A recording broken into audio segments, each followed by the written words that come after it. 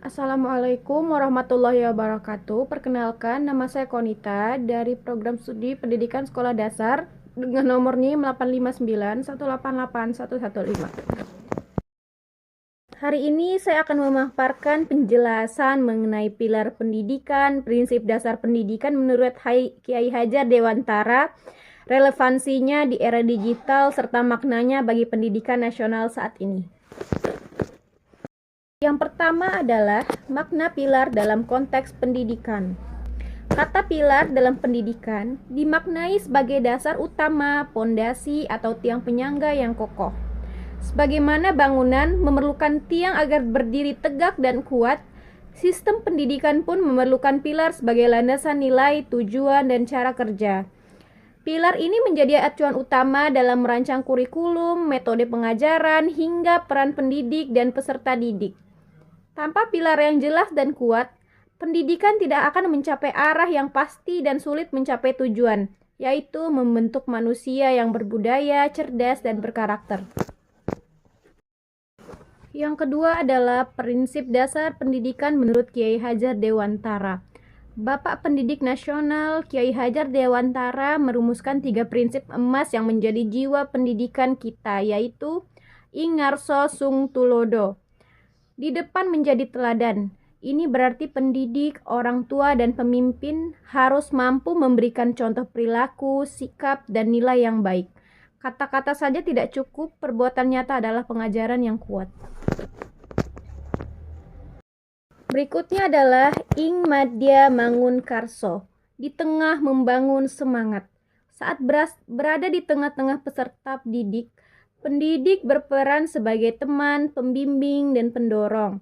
Tugasnya bukan hanya memberikan semangat, namun membangun minat dan kemauan belajar agar peserta didik aktif dan berkreasi. Dan yang terakhir adalah Tutwuri Handayani, di belakang memberi dorongan. Pendidik tidak selamanya harus berada di depan.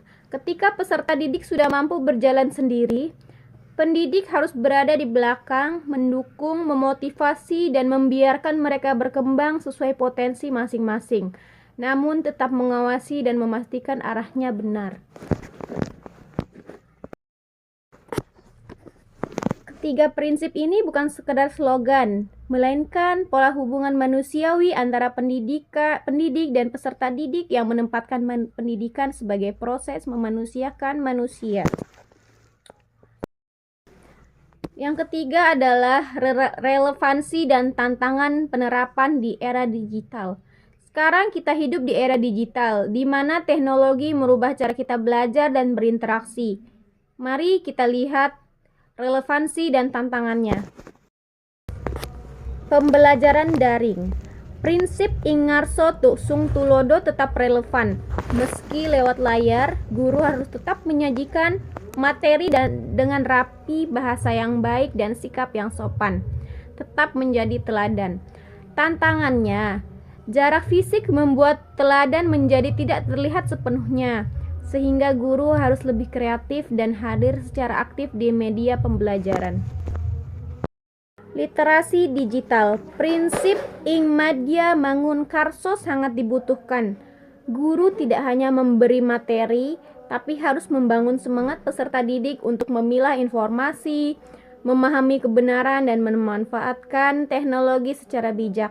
Tantangannya, informasi di internet sangat banyak, tidak semua benar dan mudah menyesatkan. Tugas pendidikan adalah membangun kemampuan berpikir kritis. Karakter peserta didik. Prinsip Tutwuri Handayani relevan saat peserta didik bebas berekspresi di media sosial. Pendidik dan orang tua harus ada di belakang, mengingatkan nilai etika, kesopanan, dan tanggung jawab. Tantangan terbesar, pengaruh budaya luar yang masuk lewat gawai bisa mengerus nilai budaya dan karakter bangsa jika tidak dibekali dengan nilai yang kuat. Peran guru. Di era ini, guru bukan lagi satu-satunya sumber ilmu.